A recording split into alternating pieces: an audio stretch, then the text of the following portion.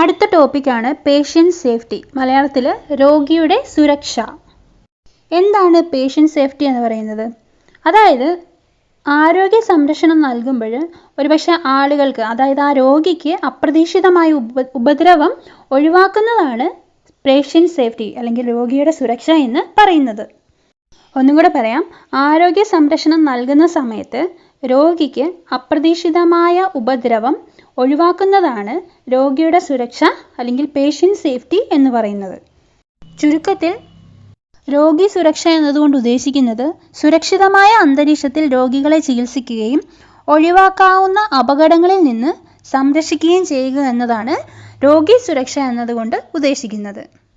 ഇതിനുവേണ്ടിയുള്ള എല്ലാ ക്രമീകരണങ്ങളും ഇന്ന് മിക്ക ഹോസ്പിറ്റലുകളും ചെയ്യുന്നുണ്ട്. അതായത് അവർ രോഗികൾക്ക് കൊടുക്കുന്ന ട്രീറ്റ്മെൻറ്റുകളിൽ മെച്ചപ്പെടുത്തലുകളും സുരക്ഷാ പദ്ധതികളും നടത്തുന്നുണ്ട്. അതാണ് key elements of patient safety. Patient സേഫ്റ്റിയിൽ രോഗി സുരക്ഷയിൽ വന്നിട്ടുള്ള ചില പ്രധാനപ്പെട്ട ഫാക്ടേഴ്സാണ് അടുത്തത് നമ്മൾ നോക്കുന്നത്. ആദ്യത്തെ പോയിൻ്റാണ് യൂസ് എ ട്രാൻസ്പെറൻറ്റ് അപ്രോച്ച്. എന്താണ്? അതായത് ഒരു സുതാര്യമായ സമീപനമായിരിക്കണം ഉപയോഗിക്കേണ്ടത്. ഇപ്പം രോഗിയെ ട്രീറ്റ്മെൻറ്റ് നൽകുന്ന ആൾ, രോഗിയെ ചികിത്സിക്കുന്ന അല്ലെങ്കിൽ ട്രീറ്റ്മെൻറ്റ് നടത്തുന്ന ആളുടെ സമീപനം എങ്ങനെയായിരിക്കണം? സുതാര്യമായിരിക്കണം അല്ലേ? അതായത് ഒരു രോഗിക്ക് ആ ഡോക്ടറുമായോ നഴ്സുമായോ ആശയവിനിമയം ചെയ്യാൻ കഴിയണം. അപ്പം അതുപോലെ സുതാര്യമായൊരു സമീപനമായിരിക്കണം ഉപയോഗിക്കേണ്ടത്. ഇതാണ് പുട്ട് പോളിസീസ് ഇൻ പ്ലേസ്. അതായത് നയങ്ങൾ സ്ഥാപിക്കുക. അറിയാം, ഒരു ഹോസ്പിറ്റൽ ആണെങ്കിലും അവർക്ക് അവരുടേതായ ചില റൂൾസ് ആൻഡ് റെഗുലേഷൻ ഉണ്ട്. അപ്പം ആ ഹോസ്പിറ്റലിൽ വർക്ക് ചെയ്യുന്ന എല്ലാ നഴ്സസ് ആണെങ്കിലും ഡോക്ടർമാരാണെങ്കിലും അത് അവർ പാലിക്കണം. പ്രത്യേകിച്ചും രോഗി സുരക്ഷയോടുള്ള ബന്ധത്തിൽ നയങ്ങളോ റൂൾസോ വെച്ചിട്ടുണ്ടെങ്കിൽ അവരത് മാക്സിമം ഒബേ ചെയ്യാനായിട്ട് ശ്രമിക്കണം. അടുത്ത ടേമാണ് യൂസ് വാലിഡേറ്റഡ് ടൂൾസ്. അതായത് സാധ്യതയുള്ള ഉപകരണങ്ങൾ ഉപയോഗിക്കുക.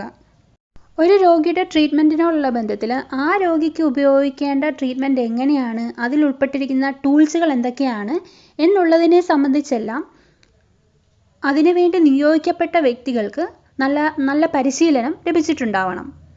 ഓരോ ഇൻസ്ട്രുമെൻറ്റും എങ്ങനെയാണ് ഉപയോഗിക്കേണ്ടത്, അതിൻ്റെ യൂസസ് എന്താണ്, അതെല്ലാം മുൻകൂട്ടി ട്രെയിനിങ് ലഭിച്ചിട്ടുണ്ടാവണം. അടുത്ത പോയിൻ്റാണ് ആക്ട്സ് ഓൺ ഡാറ്റ.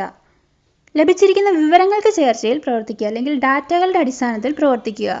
അതായത് ഒരു രോഗിക്ക് ട്രീറ്റ്മെൻറ്റ് നൽകുമ്പോൾ ആ വ്യക്തിയെ സംബന്ധിച്ച് അല്ലെങ്കിൽ ആ രോഗിയുടെ രോഗകാരണങ്ങളെ സംബന്ധിച്ചുള്ള എല്ലാ വിവരങ്ങളും കളക്ട് ചെയ്തിരിക്കണം. അതിനുശേഷം മാത്രമായിരിക്കണം എങ്ങനെയുള്ള ട്രീറ്റ്മെൻറ്റ് നൽകണം, എന്തെല്ലാം ടൂൾസ് ഉപയോഗിക്കണം, ഇങ്ങനെയുള്ള കാര്യങ്ങൾ ഡിസൈഡ് ചെയ്യേണ്ടത്. അടുത്ത ടേമാണ് കമ്മിറ്റ് നെസസറി റിസോഴ്സസ്.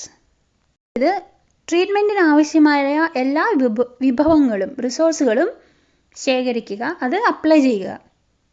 ഒരു ട്രീറ്റ്മെൻറ്റിനോടുള്ള ബന്ധത്തിൽ ഏതൊക്കെ ടൂൾസ് വേണം, അതിന് എത്രത്തോളം ടൈം വേണം,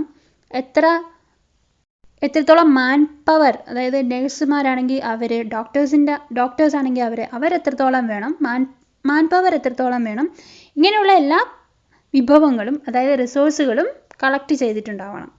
Avodha promises you a bright future. Learn now, pay after you land a job. Register now.